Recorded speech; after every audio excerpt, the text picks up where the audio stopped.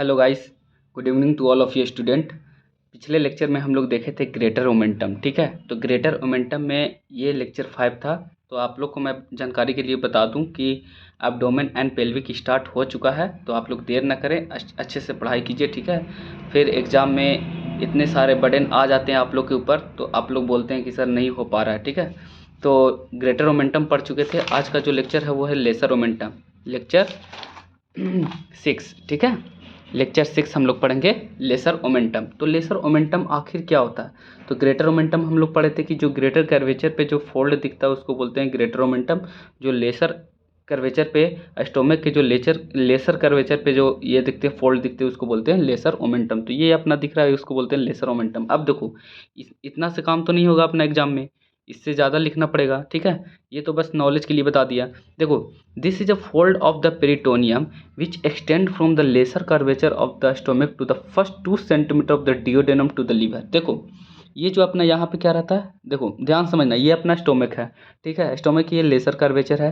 ठीक है, ये डिओडेनम नीचे लाई करता है। ठीक है, तो डिओडेनम के जो 2 सेंटीमीटर होता है ना, यहाँ से लेकर के यहाँ तक जो 2 सेंटीमीटर होता है इसको फर्स्ट पार्ट बोलते हैं। यहाँ तक लेकर के और ये ऊपर से 2 सेंटीमीटर तक ये पूरा क्या रहता है, लेसर कर्वेचर रहता है, और यहीं पे अपना लीवर रहता है। देखो, हम लोग पढ़े थे, अगर ये टॉपिक अगर आप नहीं पढ़े हैं ना पेरिटोनियम का, तो आप लोग प्लीज़ इसको पढ़ के आइए, तभी आपको वो चीज़ समझ में आएगा। ठीक है, ये देखिए लीवर है, ये स्टोमक है। ठीक है, तो ये जो पेरिटोनियम अपना बन रहा था, पेरिटोनियम बना रहा था, कवर कर रहा था और विसरा को, तो यही तो यहाँ पे भी बता रहा हूँ ना, ये लीवर है अपना, ये स्टोमक है। ठीक है, ये क्या है, पेरिटोनियम है। पेरिटोनियम कवर कर रहा है, देखो लीवर को कवर करते हुए ये देखिए स्टोमक को कवर कर रहा है, और इधर से एक पेरिटोनियम आता है, इधर से कवर करता है। ठीक है, यहाँ पे ग्रेटर ये देखो स्टोमक का ग्रेटर कर्वेचर रहता है, इधर लेसर कर्वेचर रहता है। ठीक है, यहाँ पे ये लेक्चर जरूर पढ़िए आप। यहाँ पे देखिए, जब कवर कर रहा था ना ये पूरे ऑर्गन को, विसरा को, तो यहाँ पे ग्रेटर सैक बना रहा था और इधर साइड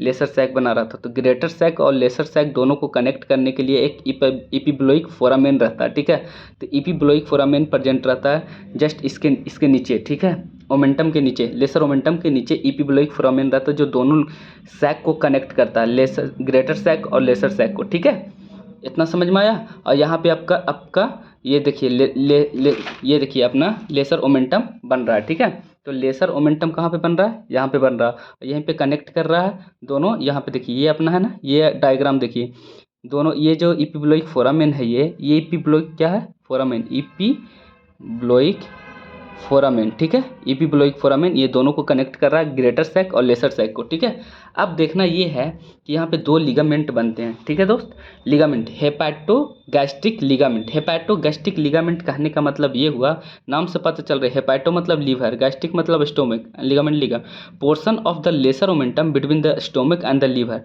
जो उतना ही पोर्शन है, जो कितना पोर्शन, लेसर ओमेंटम का वो पोर्शन जो स्टोमक और लीवर तक वो कनेक्ट कर रहा है उसको बोलते हैं हेपाटोगैस्ट्रिक लिगामेंट। ये क्वेश्चन पूछा जाता है। ठीक है, hepatoduodenal ligament, portion of the lesser omentum between the duodenum and the liver, इसको बोलते हैं हेपाटोडियोडेनल लिगामेंट। ठीक है, तो ये अपना छोटा सा टॉपिक है। अभी अटैचमेंट अब देखते हैं।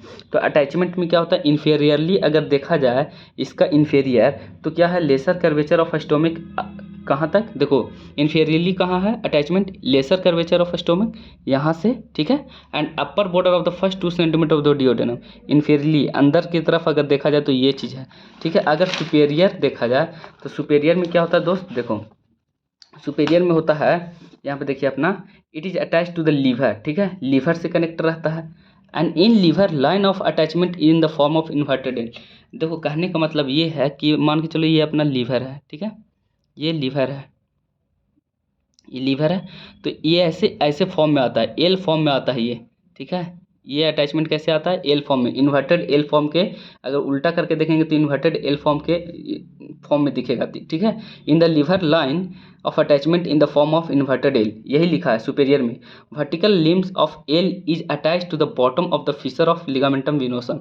जो वर्टिकल लिम है ना इन्वर्टेड एल का, वो लिगामेंटम विनोसम से क्या रहता है, कनेक्टेड रहता है, वहाँ पे वहीं पे कनेक्ट रहता है। ठीक है, लिखा है vertical limb of L attach to the bottom of the fissure of the ligamentum venosum. ठीक है, एंड हॉरिजेंटली हॉरिजेंटली अगर देखा जाए ये वाला, तो पोर्टस हेपेटिस से कनेक्टेड रहता है, मार्जिन ऑफ पोर्टस हेपेटिस।